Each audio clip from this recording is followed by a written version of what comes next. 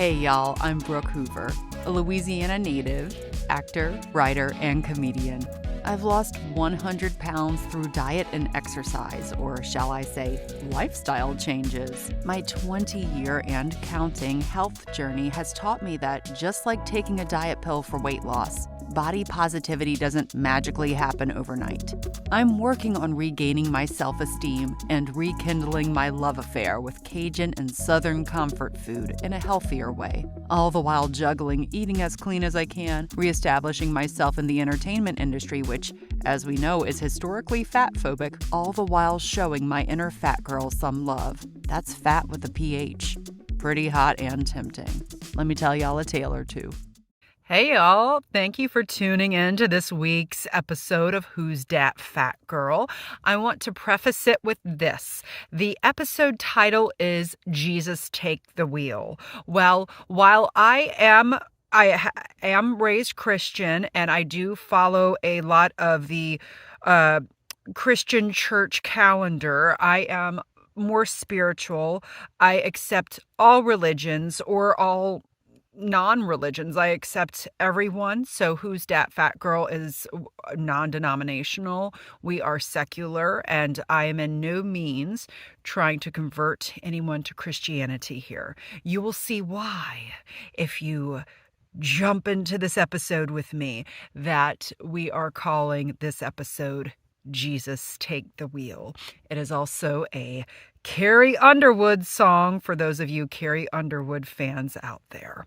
So let's dive right on in. So I grew up in Louisiana, in South Louisiana, but we also spent every summer in the mountains of North Carolina, more remote and specifically kind of a little bit inland or outland, I believe, and more up into the mountains of Asheville, North Carolina. A lot of people have heard of Asheville, North Carolina, but not many people have heard of Sapphire or Highlands or Cullowhee or Lake Toxaway, Transylvania County. That's where my mom used to live for some of her lifetime.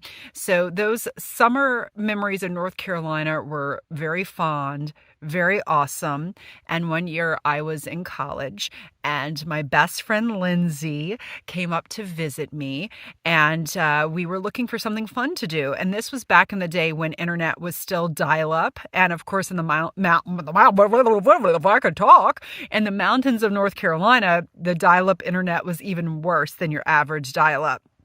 So we were looking for something fun to do. And in the phone book, yes, we still had a phone book, there was like different little kind of blurbs with different things to do. And we had already done most of them, such as sliding rock, etc. But there was something called Judaculla Rock.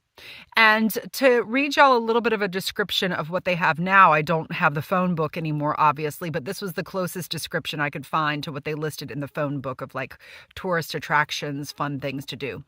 Judaculla Rock in Jackson County near Silva and Western Carolina University is a sandstone boulder with some 1,500 designs carved into it by the Cherokee. It's about 30 miles from the Qualla boundary, home to today's eastern band of Cherokee Indians. Nearby Cullowhee was a Cherokee town. Alrighty. So, alrighty. I never really say alrighty unless I am imitating Ace Ventura.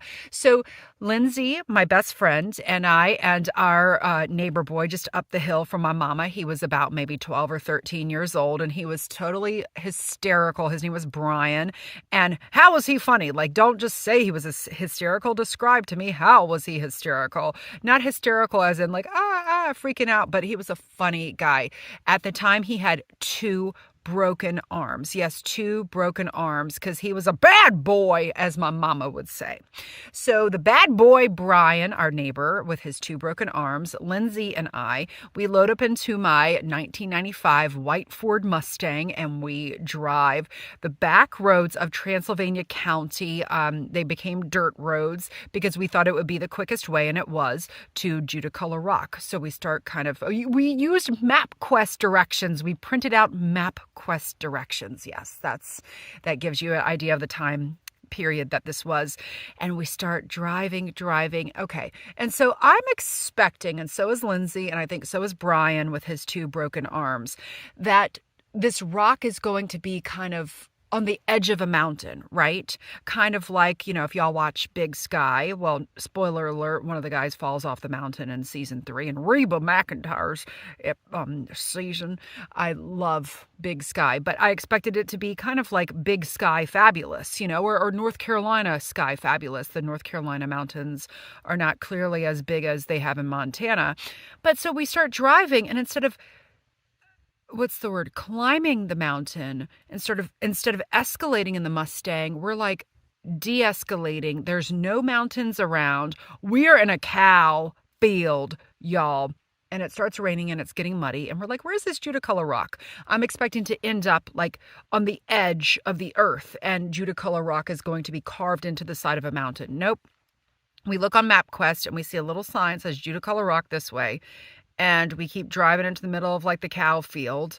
I may have said cow patty, but same thing. Cow patties are within a cow field. And it's like this little roped off area.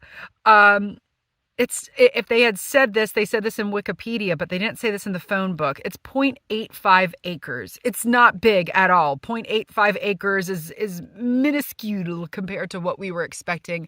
And the rock is not on the side of a mountain. The rock, this sandstone boulder, as they say, is just like plop in the middle of a cow pasture. So we go and look at it. It's pretty awesome. Like the carvings, I'm not going to lie, are awesome.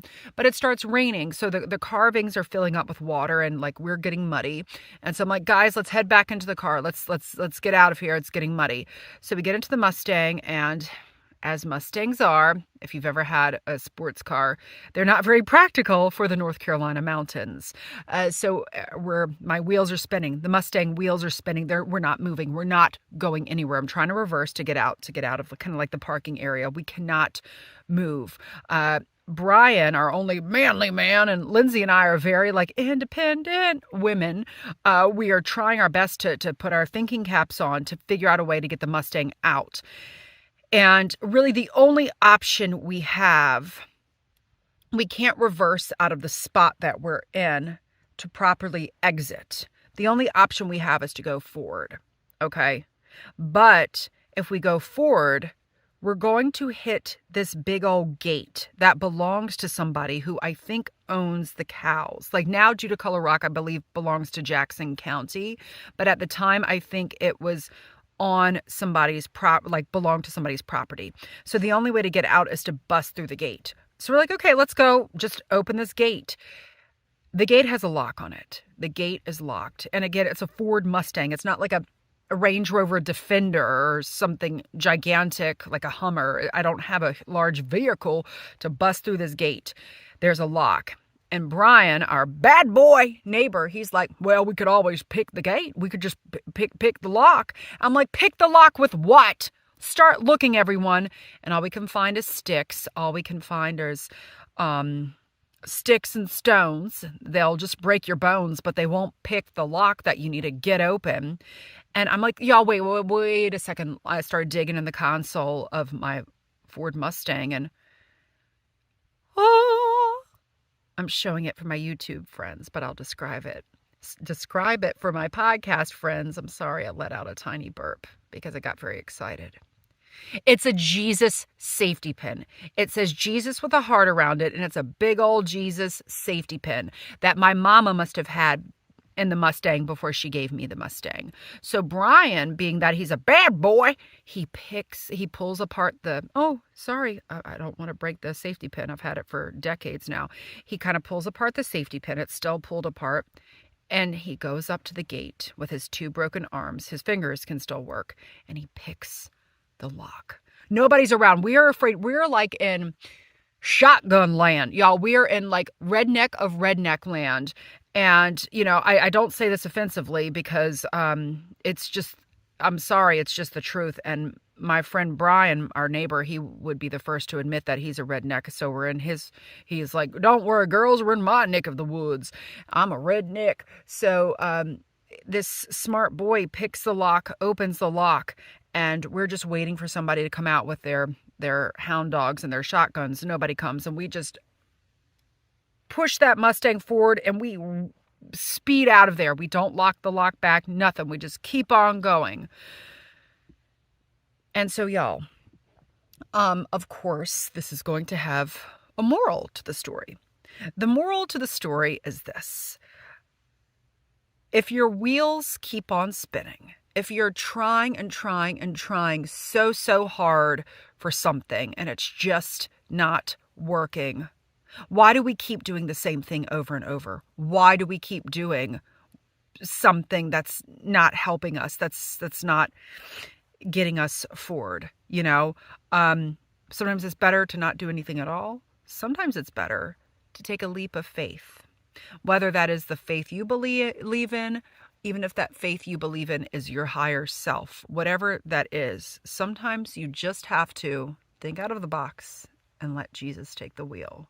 And I say Jesus take the wheel, again, insert that with your higher self, taking a break, taking a moment to regroup, and letting that shit go, as they say.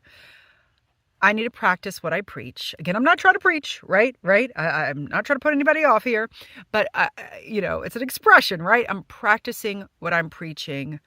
Recently, as we know, my dad has been in the hospital, and I have been the queen of making to-do lists and getting those to-do lists done, because there's not really much else I can do other than the to-do list. But yes, there is. I could just let Jesus take the wheel, or however the song goes. I've only heard the song one time when I was in North Carolina, actually. But, we could apply this to a lot of things. I know a lot of myself and my fellow actors, sometimes when work is slow, for example, we think, oh, we got to do this. We got to get new headshots. We got to email all of our representation, and we got to do this. And see that mud turning wheels kind of feeling. So I've been doing that lately with my dad. Like, oh, I've got to do this, and I've got to do that, and I've got to do this. And sometimes we just have to let it go. I notice a lot of people, myself included, have also done that with weight loss. Like, I gotta keep exercising, gotta not eat anything, but I gotta keep exercising, I gotta keep exercising. And y'all, this is a known fact. I will quote it from a source specifically. Again, it's all over the place. You can Google it. You can search with your own research. But this is specifically from University Health News. Overtraining causes the body's adrenal glands, which manage stress, to secrete high levels of cortisol on a regular basis. High cortisol can cause bone loss and muscle breakdown, create belly fat, increase sugar cravings, and lead to insulin resistance, a pre-diabetic condition that causes high blood sugar. So, dude, I'm not saying don't exercise. I'm just saying sometimes when you want something, or you want something to happen so badly, and I'm saying you, but I mean me, right? Because we all write the book that we need to read, or we all do the podcast that we need to hear. But I think we all need to hear this, especially right now, especially as we're kind of still digging our way out of the past several years, is that overdoing is just going to create more mud and more friction, and it's going to make your proverbial 1995 Ford Mustang tires keep spinning. Just let it go. Take a moment to rest or pause. Find your proverbial Jesus safety pin somewhere. Pull it out your butt, find it somewhere, and let that take over. I'm taking a deep breath because I think we all need to take a deep breath, because this is very hard for me to do. But we need to give up control, right? And hey, if you are ever in the Cullowhee area of Western North Carolina, go check out Judaculla Rock. Go check it out. The Cherokee tribe did a beautiful job of the carvings. It's just that in my own head, and Lindsay and Brian and our own heads, we had elevated it to something that it didn't quite live up to.